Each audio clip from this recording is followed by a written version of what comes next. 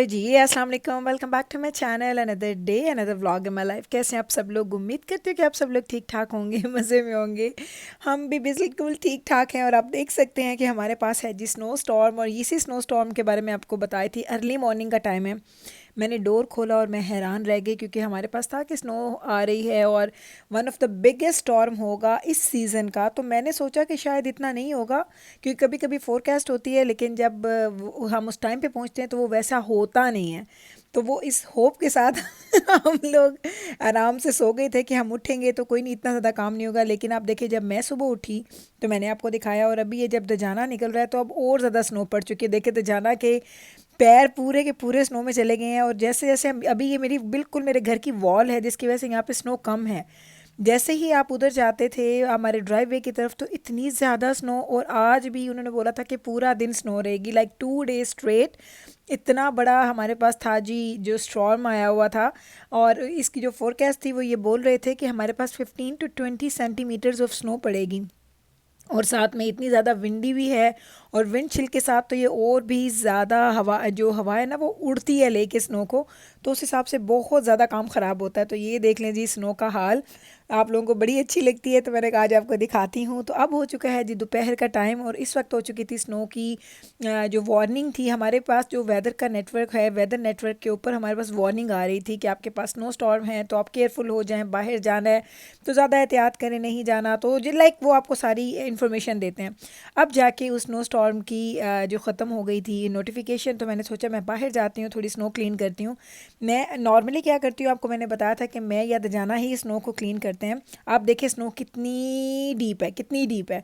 और उसके साथ ये था कि ये डीप भी थी और ये वेट स्नो भी थी, लाइक इतनी हैवी स्नो थी। इस बस यहाँ पे मैंने एक दफ़ा शॉवल इस साइड पे मैं लेके गई, एक दफ़ा शॉवल मैं दूसरी साइड पे लेके गई। साथ ही मैंने फ़ोन से नवीद को कॉल की। मैंने कहा खुदा का नाम है बाहर आ जाए। आज आपकी बैक में बेशक दर्द भी है, मुझे आपकी ज़रूरत है, क्योंकि मैं ये अकेले नहीं कर सकती। तो वो फ़ौरन से बाहर आ गए। तो उन वो बहुत अच्छे से स्नो साफ़ करते हैं। इतना अच्छा वो उन्होंने झटपट में मैनेज कर लिया। झटपट तो खैर नहीं, हमें पूरा 1 घंटा लगा था इसको क्लीन करने में। लेकिन ये था कि हम लोग दोनों ने मैनेज कर लिया था। और दुजाना का अगर वेट करते तो पूरा दिन स्नो बहुत ज़्यादा पड़ी रहती, तो वो जम भी जाती है कभी कभी। तो आपको अपने ड्राइव वे को और अपने साइड वॉक्स को, अपने जो आपका ये रास्ता होता है जो आपके घर के मेन डोर की तरफ जाता है, इसको आपने ज़रूर क्लीन करना होता है। अदरवाइज़ यहाँ पर अगर स्नो जम जाए तो वहाँ पे ब्लैक आइस बनती है। और ब्लैक आइस तो उसके ऊपर तो आप समझें कि आप स्लिप ही होते रहते हैं, वो बड़ा मुश्किल हो जाता है। तो स्नो तो हम दोनों ने मिलके साफ़ कर ली थी अल्हम्दुलिल्लाह। एक अच्छी रीज़न थी कि बहुत ज़्यादा सर्दी नहीं थी, टेम्परेचर बहुत ज़्यादा डाउन नहीं जा रहा था। तो जिस वजह से जिब्राइल को भी शौक पड़ा कि अम्मा मैं बाहर आके प्ले कर लूँ स्नो में। मैंने कहा चलो भाई तुम आ जाओ, हम यहाँ पे स्नो से मर रहे हैं और तुम्हें स्नो में खेलने की पड़ी है। यही बात जो मैंने कल आपको मेंशन की थी कि हमारे बच्चे स्नो को इंजॉय करते हैं। हम लोगों को स्नो बड़ी बुरी लगती है, लेकिन उनको अच्छी लगती है। ये नहीं है कि अगर उनको चॉइस दी जाए कि आप पूरा साल स्नो में रहना चाहते हैं या पूरा साल स्नो के बगैर, तो वो इस चीज़ को पिक नहीं करेंगे वो कि वो पूरा साल स्नो में रहेंगे या पूरा साल स्नो के बगैर। उनको दोनों सीजन अच्छे लगते हैं, स्नो वाला भी और समर वाला भी। तो वो विंटर में होते हैं तो वो समर को मिस करते हैं, और समर में भी उनसे गर्मी भी बर्दाश्त नहीं होती। लाइक जब गर्मी होती है ना, तो वो घर में तो चूंकि हमारा सेंट्रल एयर कंडीशन है घर, तो वो घर में इतना फील नहीं होता। लेकिन बाहर जब ये जाते हैं ना तो इनका हाल बुरा हो जाता है। तो मुझे लगता है कि सर्दी के फिर लाइक बंडल अप हो जाते हैं, अपने आप को कवर कर लिया, लेयर्स ले ली, कुछ कर लिया अपने आप को, हम वो वार्म कर लेते हैं। लेकिन वो कहते हैं कि अम्मा गर्मी में तो बाहर आप जाएं तो आपके पास कोई रीज़न ही नहीं है ना, या कोई तरीका ही नहीं जिससे आप अपने आप को ठंडा रख सकें। तो उनको समर भी बहुत बॉदर करता है जब बहुत ज़्यादा गर्मी या सनी डेज़ होते हैं। तो मुझे इस दफ़ा ये डर लग रहा था कि हमारे पास जो ये हाल है ना, जो इस दफ़ा पहले ही दिन हुआ है, वो हमारे पास होता था तकरीबन मिड वे कहीं जाके आता था। लाइक दिसंबर के करीब, एंड ऑफ दिसंबर जब क्रिसमस आ रही होती थी, तो इनको क्रिसमस हमेशा वाइट होती है, तो इनको इनके लिए गुड लक होती है। अगर क्रिसमस वाइट है तो इनके लिए गुड लक है। लाइक अगर ज़्यादा स्नो पड़ी है, हर तरफ वाइट है, तो वो बड़े खुश होते हैं। उस वक्त तो काफ़ी स्नो होती थी, लेकिन नवंबर में इतना बड़ा स्नो स्टॉर्म नहीं आता। तो मुझे लगता है इस दफ़ा शुरुआत बड़ी बुरी हुई है। आई डोंट नो अब आगे क्या होगा।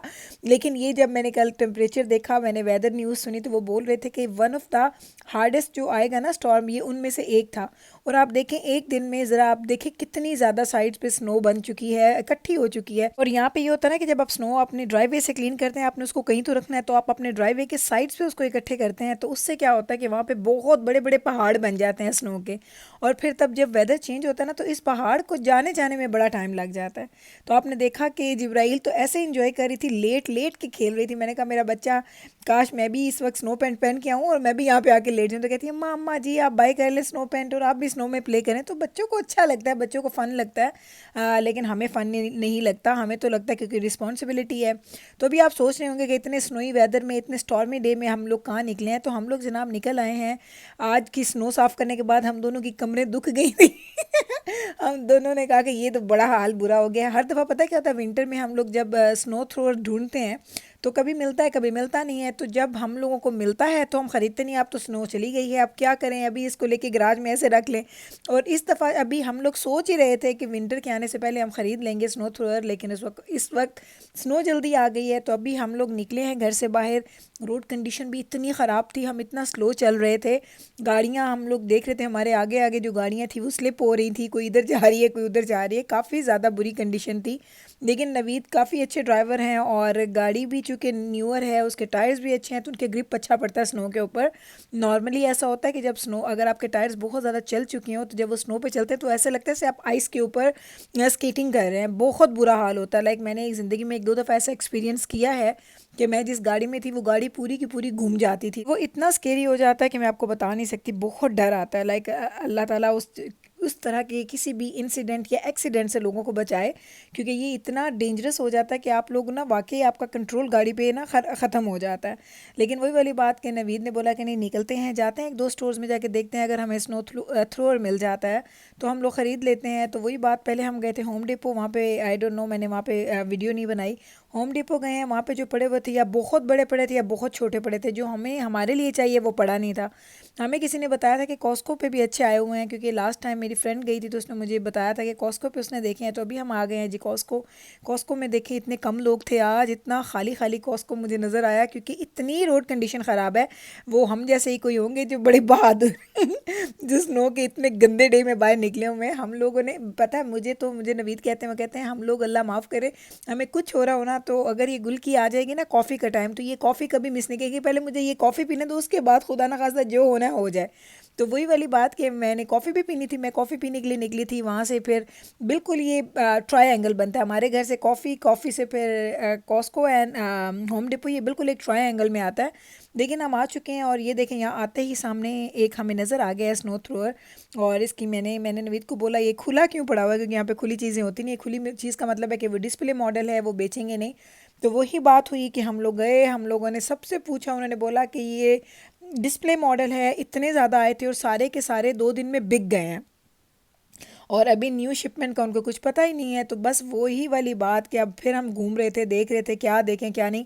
इनके पास एक पड़ा हुआ था जो बहुत बड़ा था, जो शायद वो जिनके बड़े बड़े वो होते हैं ना एकरीजेस वाले घर होते हैं जिसके, तो वो लेते होंगे शायद। लेकिन हमें उतने बड़े की ज़रूरत नहीं थी, ना हमारे पास उतनी ज़रूरत है, ना हमें उसके पास हमारे पास उतनी की रखने की जगह है, तो इसलिए वो हमने ख़रीदा नहीं है।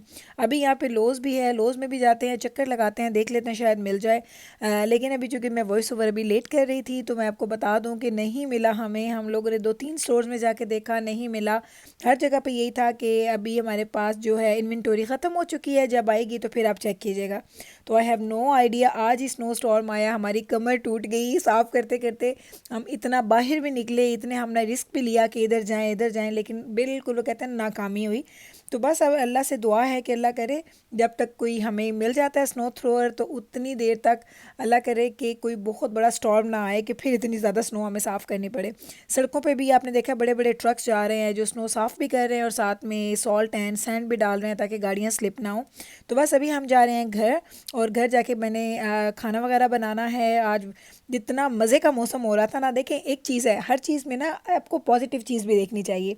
स्नो तो बहुत ज़्यादा हुई, लेकिन वो जो स्नो की एक फीलिंग होती है ना कोजी कोजी वाली, घरों में आप फायर प्लेस ला लें, कर्टन्स आपने बिल्कुल अगर खोले भी हुए तो बाहर इतना डार्क होता है और वो बाहर से जो एक व्यू नज़र आता है ना वो बड़ा डिफरेंट नज़र आ रहा होता है। बस आप देख लें, अभी हम घर पहुँचे खैर खैरियत से, बिल्कुल हम लोग अपने घर पहुँच गए। और मैं ये घर में जब आई तो मैंने चपली कबाब का मसाला बना के रखा हुआ था, रोटियाँ मैंने आते ही बना ली। अभी हम बना रहे हैं जी चपली कबाब, और यकीन करें क्या मज़ा आया चपली कबाब खाने का, इतने मज़े के बने थे, बहुत मज़े के बने थे। साथ मैंने बनाई थी चटनी, पुदीने और धनिया धनिया वाली चटनी जो मैं बनाती हूँ स्पाइसी वाली वो थी, और चपली कबाब साथ रोटी। कुछ बच्चों ने बर्गर्स बनवा लिए थे, दजाना एंड जिब्राइल ने बर्गर खाया था, हम लोगों ने खा ली थी रोटी के साथ। और बैब्रस को तो रोटी इतनी ज़्यादा पसंद नहीं है, तो वो खाली ज़्यादा शौक से खाती है चपली कबाब।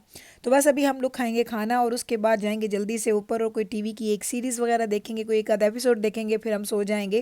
क्योंकि विंटर में रातें इतनी लंबी हो जाती हैं कि शाम होते ही आपको नींद आना शुरू हो जाती है। और हमारे पास तो वैसे ही जो इवनिंग है वो इतनी जल्दी हो जाती है कि हम लोगों को लगता है कि 4 बजे बस रात का खाना खाओ और सो जाओ। वो तो हमें पता होता है कि अभी सिर्फ 4 बजे हैं, इसलिए हम लोग 4 बजे के करीब हम लोग खाना खाते हैं, नहीं बाहर जाते हैं। 4:30-5 में कॉफ़ी के लिए जाती हूँ, 6 बजे के करीब वहाँ से आती हूँ बस खाना खाती हूँ, और साथ ही मैं अपनी वीडियो को अपलोड कर देती हूँ आपके लिए, क्योंकि मुझे पता होता है आप लोगों को भी मेरी वीडियो का वेट होगा। तो आज मैंने बनाए थे चपली कबाब और इस पर मैंने बनाई थी ये मसाले वाली रोटी। इसकी अगर रेसिपी आपको चाहिए है तो मैं इस वीडियो के एंड पे छोड़ दूँगी, आप उसको क्लिक कीजिएगा और जाके देखिएगा। बहुत मज़े की ये बनती है, फ्लेवर्ड रोटी इसको बोलते हैं। लाइक इतनी मज़े की, इसमें सारे जो मसाले होते हैं ना चपली कबाब के वो इसके अंदर आ जाते हैं। इतनी माउथ वाटरिंग है ना ये खाने वाली चीज़, आप खाइएगा और आपने सब लोगों ने मुझे दुआएं देनी है।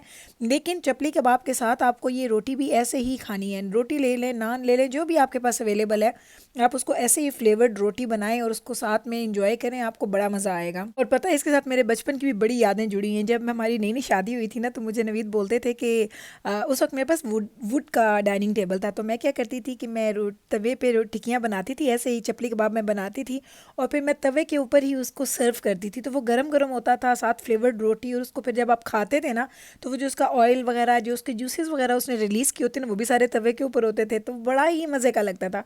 अभी जो कि मैंने डाइनिंग टेबल डिफरेंट रखा हुआ है, तो इसके ऊपर इतना गर्म अगर मैं रखूँगी तो वो अच्छा नहीं रहेगा, इसीलिए मैं अवॉइड करती हूँ अब इस तरीके से करने से। लेकिन अभी नवीद बैठे हैं, एक एक को बुलाती हूँ और एक एक को खिलाती हूँ। ऐसा नहीं है कि सारे इकट्ठे आ गए इकट्ठे खाएंगे, नहीं, क्योंकि आपको पता है चपली कबाब में एक चीज़ होती है, अगर ठंडे हो जाएंगे तो किसी को अच्छे नहीं लगते, और अगर आपकी इसमें इन बिटवीन कोई गैप आ जाता है, क्योंकि एक जो आपने बैच बनाया है और उससे दूसरे बैच के बनने में टाइम भी लगता है, तो मैं सबसे कहती हूँ एक बंदा बैठे, पहले वो खाए, फिर दूसरा आए, फिर तीसरा, 1 बाय 1, और सबसे लास्ट में मैं खाती हूँ, ताकि मैं भी गरम गरम खा के इंजॉय कर लूँ। तो चलें जनाब, उम्मीद करती हूँ आपको ये व्लॉग अच्छा लगेगा। मैं आपसे मिलती हूँ कल सेम टाइम पे, सेम चैनल पे। टेक केयर जी, अल्लाह हाफिज़।